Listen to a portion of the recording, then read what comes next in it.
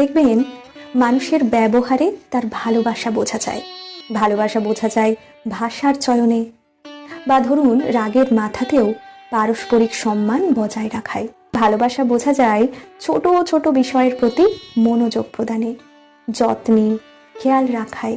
ভালোবাসা বোঝা যায় জড়িয়ে ধরার ধরনে, দেখা হলে চোখের মধ্যে আনন্দের তীরে নদী বয়ে যাওয়ায়। ভালোবাসা বোঝা যায় ঝড় জল বিপদে আপদে পাশে থেকে যাওয়ায়।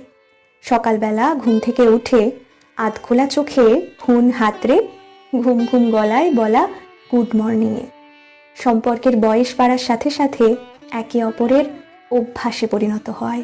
ভালোবাসা বড্ড অদ্ভুত জিনিস, না থাকলে বলেও বোঝানো যায় না, আর থাকলে বলার প্রয়োজনই পড়ে না।